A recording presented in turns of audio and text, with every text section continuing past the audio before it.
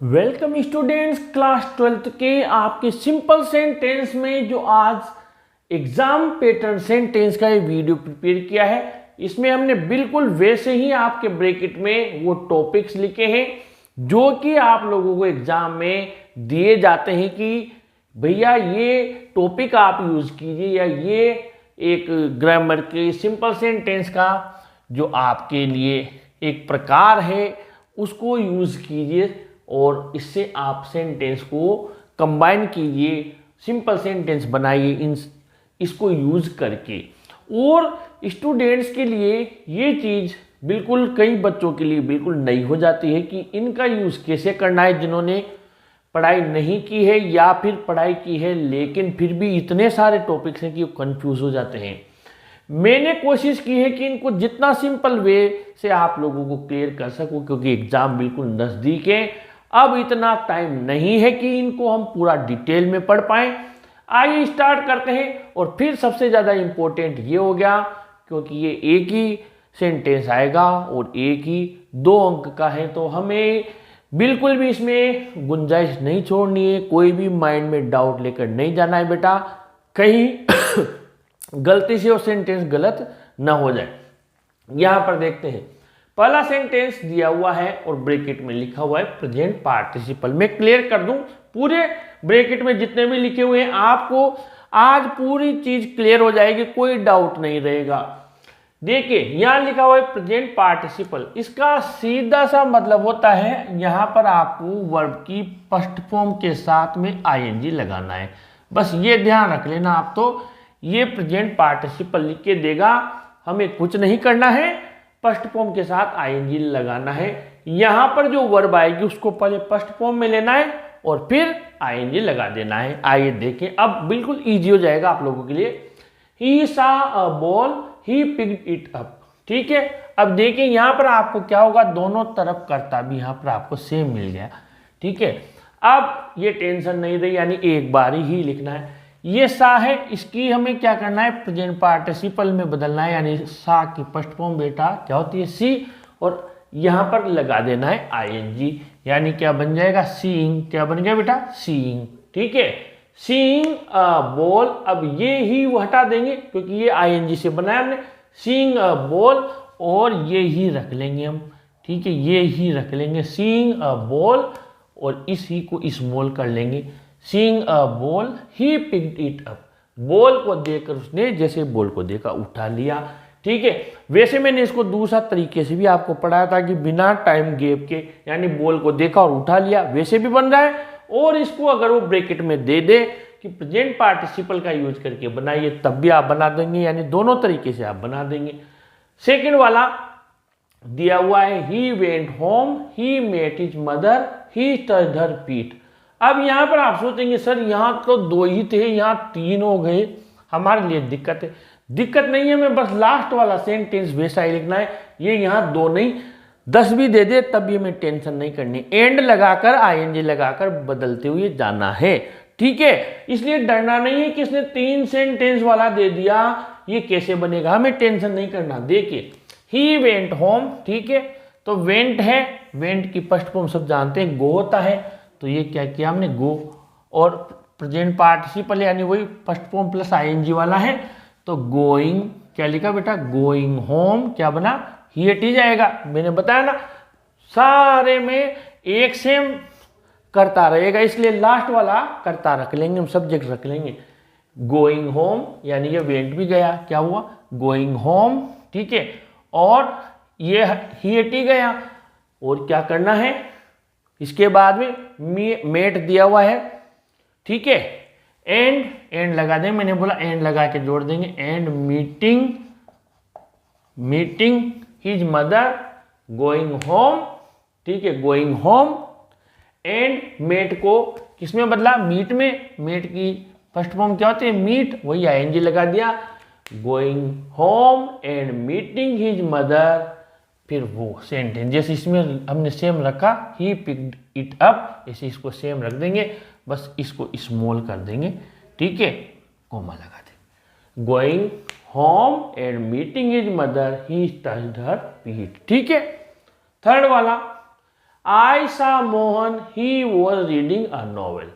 अब यहां पर थोड़ा ध्यान देना, इनमें क्या है, देखिए जो सब्जेक्ट है उसी के लिए वर्ब आई हुई है, लेकिन यहां देखिए यहां सब्जेक्ट कौन है, आई, और यहां आप देखिए दूसरे सेंटेंस में सब्जेक्ट कौन है, ही। यानी कि इनमें तो आप देखिए सब्जेक्ट सेम था, ही, यहाँ ही, है ना। और यहाँ क्या है, आयशा मोहन। अब ये ही किसके लिए आया बेटा, मोहन के लिए। किसके लिए आया, यानी प्रेजेंट पार्टिसिपल में दो तरीके के सेंटेंस मिलेंगे आपको। एक में तो मिलेगा सब्जेक्ट दोनों तरफ, ठीक है, जो भी वर्ड रहेगा और सब्जेक्ट में जो भी संज्ञा सर्वनाम रहेगा वो सब्जेक्ट रहेगा। एक में क्या होगा, ये ऑब्जेक्ट रहेगा और दूसरे में ये सब्जेक्ट रहेगा। यानी कंफ्यूज बिल्कुल मत होना, इसमें देखिए ही तीनों में सब्जेक्ट सेम है। यहाँ पर ही किसके लिए आए, मैंने मोहन को देखा, he was reading a novel. तो आपको क्या करना है, ऐसे सेंटेंस में आयशा मोहन और वो क्या कर रहा था, ये ही वो सब हटा देंगे। आयशा मोहन, ये ही किसके लिए आया बेटा, मोहन के लिए, वॉज भी इसी के लिए आया। तो Ayesha Mohan reading a novel, ठीक है। सीधा सा आपने आईएनजी ऑलरेडी लगा हुआ है, इनमें सब्जेक्ट के पहले लगाना पड़ा क्योंकि दोनों तरफ सब्जेक्ट सेम था, आगे था। इसमें मोहन यही दिया हुआ है और ही यही दिया हुआ है, तो Ayesha Mohan reading a novel, ठीक है। ये भी प्रेजेंट पार्टिसिपल हो गया, यानी दो तरीके के प्रेजेंट पार्टिसिपल है। फिर समझा देता हूं, और बाकी में ही मिलेगा या सी मिलेगा, जो भी मिलेगा दोनों तरफ, तीनों तरफ सारे सेंटेंस में वो फ्रंट में मिलेगा। एक प्रकार ऐसा होता है जिसमें आपको जो ऑब्जेक्ट है वो अगले सेंटेंस में सब्जेक्ट बन जाएगा। ये देखिए यहाँ पर मोहन ही है, ऐसे वाक्यों में आपको जो भी ही, सी, वॉज जो भी दिया हुआ हो उसको हटा देना, सीधा कनेक्ट कर देना आईएनजी से। अब यहाँ केवल पार्टिसिपल दिया हुआ है तो कोई दिक्कत नहीं, हम सेंटेंस देख लेते हैं। उसने प्रेजेंट नहीं लिखा, पार्टिसिपल लिखा। Mohit was happy he gave a party to his friends, ठीक है। अब जब यहाँ पर आप देखिए वॉज दिया हुआ है, इज दिया हुआ है, is am are was were दिया हुआ है, तो हमें दिक्कत नहीं है।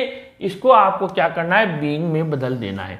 किस में बदल देना है, बीइंग में, यानी कि बीइंग, ठीक है। बीइंग वॉज को किस में बदला, बीइंग में, यानी बीइंग हैप्पी। सेंटेंस यहीं से शुरू हो रहा है हमारा, बीइंग हैप्पी, खुश होने की वजह से। अब ये ही किसके लिए आया था, मोहित के लिए। तो बीइंग हैप्पी और ही को जब संज्ञा है तो सर्वनाम का क्या मतलब, तो यहाँ क्या कर देंगे, ही को बदल देंगे मोहित में, ठीक है। ये बन गया, यानी being happy Mohit gave a party to his friends. मैंने आपको बताया is am are was were, इनको आपको किस में बदल देना है, बीइंग में बदल देना है, पार्टिसिपल में। अब आ गए आपके पास्ट पार्टिसिपल। अब आप कहेंगे तो अभी तक तो प्रेजेंट पार्टिसिपल चल रहा था, वर्ब की फर्स्ट फॉर्म आईएनजी। ये पास्ट पार्टिसिपल क्या होता है, पास्ट पार्टिसिपल कुछ नहीं होता, इसका सीधा सा मतलब होता है वर्ब की थर्ड फॉर्म, ठीक है बेटा। क्या होता है, वर्ब की थर्ड फॉर्म। इसका मतलब आप बिल्कुल डरे नहीं, ये नहीं है कि ये क्या आ गया पास्ट पार्टिसिपल, बस वर्ब की थर्ड फॉर्म, यानी कि आपको वर्ब की थर्ड फॉर्म में सेंटेंस बदलना है। आ जाइए, the waste was carefully placed in a box, it was broken, यानी कि ये वर्ब की थर्ड फॉर्म दी हुई है, यानी कि ये टूटा हुआ था।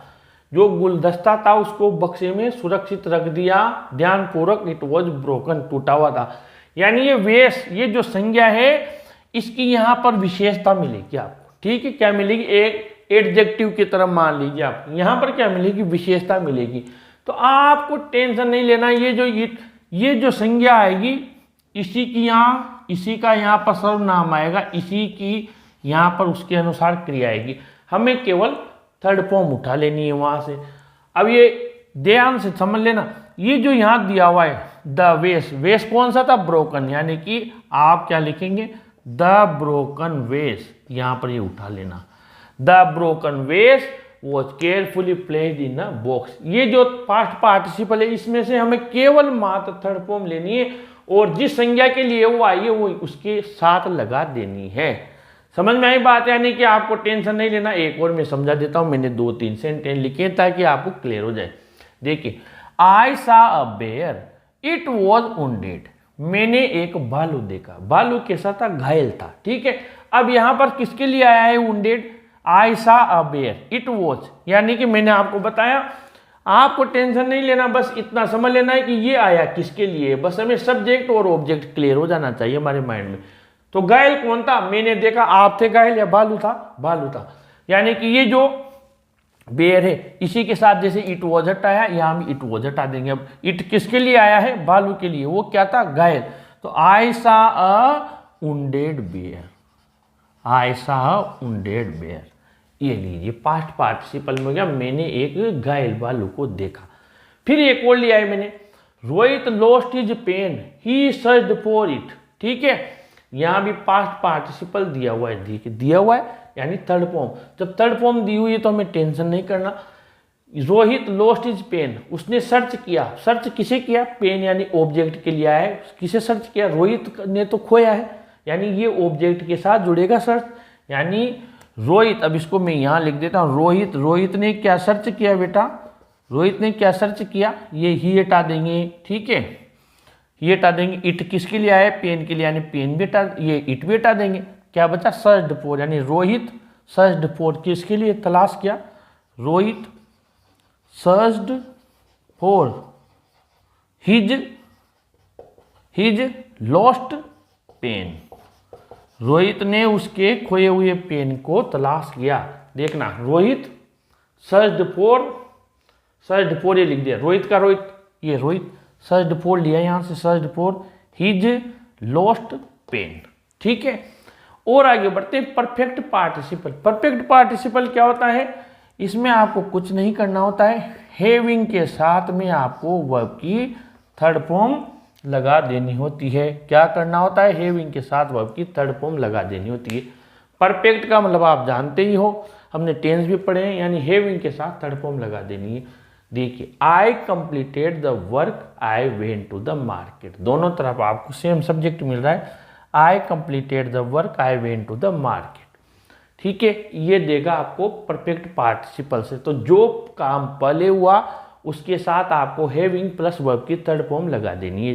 काम पहले कौन सा हुआ, काम कौन सा हुआ, मैंने काम कंप्लीट किया, मैं मार्केट चला गया। पहले काम कंप्लीट होने वाला हुआ, उसमें आपको देखिए कर्ता दोनों तरफ मिलेगा, यहाँ भी कर्ता सेम है, ठीक है। और इसमें आपको क्या करना है, पहले वाले कर्ता को बिल्कुल भूल जाना है, लास्ट वाले कर्ता को आपको ध्यान में रखना है। इसके पहले हमें क्या लगा देना है, कंप्लीटेड ऑलरेडी थर्ड फॉर्म में, तो यहाँ क्या लगा देना है, हैविंग लगा देना है। यानी कि क्या बन जाएगा, having completed the work I went to the market, यानी कि हैविंग आगे लगा दिया। एक और समझ लेते हैं परफेक्ट पार्टिसिपल का, he was punished by the teacher he felt sorry, ठीक है, ही वॉज पनिश्ड। अब यहां पर तो क्या था, स्वयं ने काम किया था, यहां दिया हुआ है पेसिव में, देखिए ही वॉज पनिश्ड। जब पेसिव में दिया जाएगा कोई सेंटेंस परफेक्ट पार्टिसिपल वाला, अगर एक्टिव में दिया तो हैविंग प्लस वर्ब की थर्ड फॉर्म, पेसिव में दिया तो क्या करेंगे, हैविंग प्लस बीन लगा देंगे, हैविंग बीन प्लस वर्ब की थर्ड फॉर्म लगा देंगे, ठीक है। अब यहाँ he was punished by the teacher, तो ये पेसिव में है तो क्या आ जाएगा यहाँ पर आपके ही वॉज पनिश्ड, यहाँ पर तो यहाँ लगा देंगे हम हैविंग पेसिव में, तो हैविंग बीन, पेसिव में इसलिए बीन लगाया, having been punished by the teacher he felt sorry, ठीक है। यानी कि पेसिव में आए तो हैविंग बीन लगाना है और एक्टिव में आए तो केवल हैविंग रखना है। अब देखिए यहाँ दिया हुआ है प्रीपोजिशन का use, it was his birthday we congratulated him, ठीक है। अब यहाँ प्रीपोजिशन का यूज करना है, इसको बहुत सिंपल तरीके से बन जाएगा। प्रीपोजिशन किसी को बधाई देते हैं तो कॉन्ग्रेचुलेशन ऑन कहते हैं, ऑन का यूज करते हैं, तो इसको हमें क्या करना है, वी कॉन्ग्रेचुलेटेड हिम, देखना वी कॉन्ग्रेचुलेटेड हिम, प्रीपोजिशन का यूज करना है। तो ऑन किसके लिए दिया आपने, ऑन इट वाज हट जाएगा हिज बर्थडे, बस सिंपल सा है। प्रीपोजिशन का यूज करना है, we congratulated him on his birthday, ये हमने यहाँ पर लिख दिया ऑन हिज बर्थडे। अपनी तरफ से हमें क्या लिखना है, बस ऑन लिखना है। आगे बढ़े इन्फिनेटिव का, यानी कि टू वाला, I have many books I have to read them all, यहाँ पर रीड देम ऑल कर लेते हैं, रीड देम ऑल। ये अब ध्यान से समझिए, आई हैव मेनी बुक्स, इसमें बिल्कुल भी मैं कुछ भी छेड़खानी नहीं करनी है। I have many books, I have बार बार आ रहा है, इसको हटा दीजिए। हमें तो केवल इन्फिनिटिव से मतलब टू से मतलब है टू रीड देम ऑल। है देम भी किसके लिए है, बुक्स के लिए, ऑल भी इनके लिए है। क्या बना, I have many books to read. और आगे बढ़ते हैं, प्रेपोजिशन फिर दिया हुआ है, Sohan sold his house, he sold it for 50 lakh rupees. यानी कि सोहन ने उसका घर बेच दिया और कितने रुपए में, 50 लाख रुपए। प्रेपोजिशन का यूज करना है तो प्रेपोजिशन ऑलरेडी दिया हुआ है। Sohan sold his house, he sold it, सब हटा देंगे।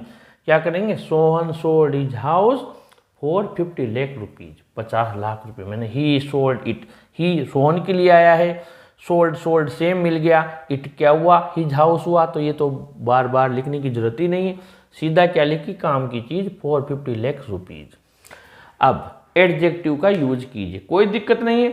ही married a girl, she is American. ठीक है, यानी उसने लड़की से शादी की। अब किससे शादी की, लड़की से, वो क्या है, अमेरिकन है। तो आप क्या करेंगे, सीधा ही मैरिड और इस जगह पर अमेरिकन लिख देंगे, यानी सी इज हट जाएगा, सी मैरिड और ये अमेरिकन क्या आ रहा है, ओवल वाला आ रहा है ना, स्वर वाला आ रहा है, तो यहाँ एन में बदल देंगे, यानी he married an American girl. क्या बन जाएगा, he married an American girl.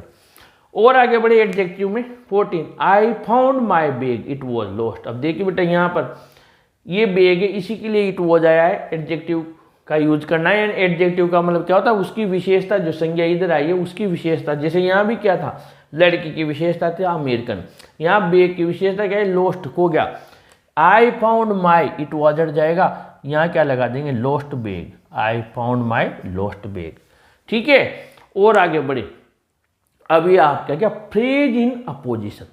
अब सब सोचेंगे ये नई चीज क्या है, फ्रेज इन अपोजिशन। कुछ भी नहीं है, एक व्यक्ति दे दिया जाएगा, कोई भी संज्ञा दे दी जाएगी, उसकी 2, 3, 4 विशेषता दे दी जाएगी। हमें कुछ नहीं करना, जितनी विशेषता देगा उतनी विशेषता को कोमा लगा कर लिखना है और लास्ट का सेंटेंस पूरा लिख देना है। देखिए यहाँ पर, Milton was a famous English poet, he was blind. अब मिल्टन कौन था, एक प्रसिद्ध अंग्रेज कवि था।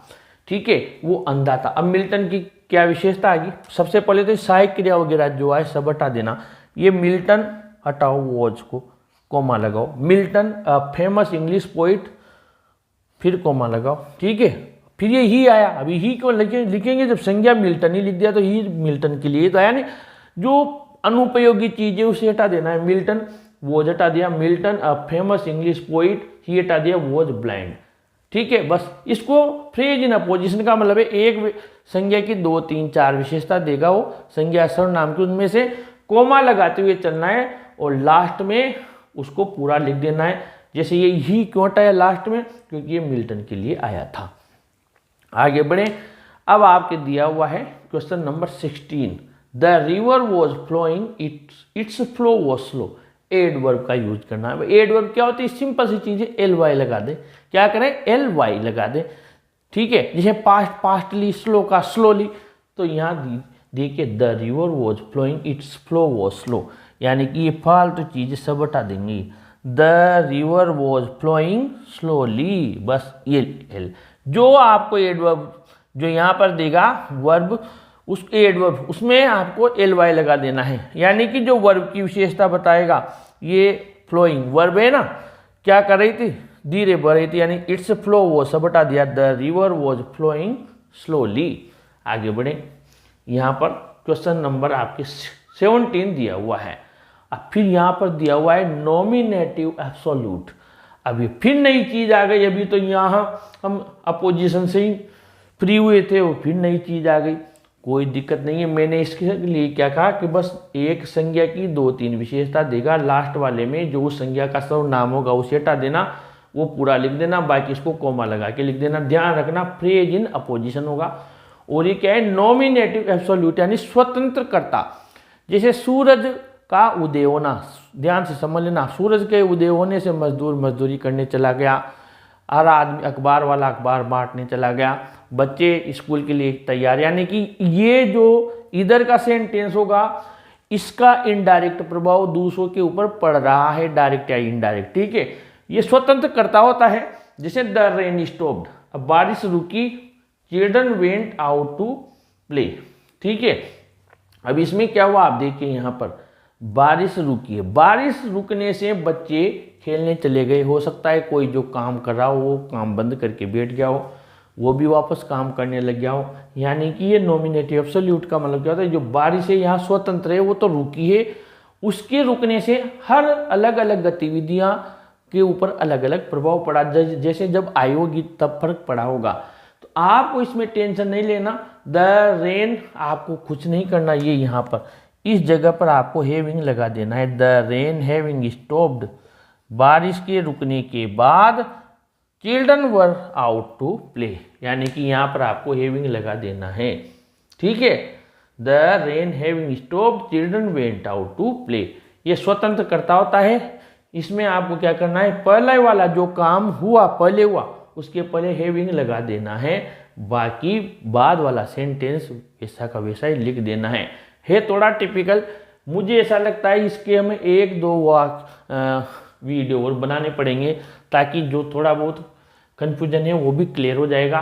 बाकी देता वो ऐसे ही है और हम छोड़ नहीं सकते कि ये नॉमिनेटिव एब्सोल्यूट वाला छोड़ दें या फिर प्रेज इन अपोजिशन वाला छोड़ दें।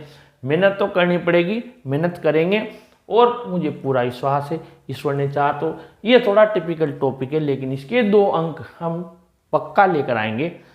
बने रहिए हमारे साथ, वीडियो को लाइक शेयर कीजिए और अपने चैनल को भी सब्सक्राइब कीजिए। Thank you.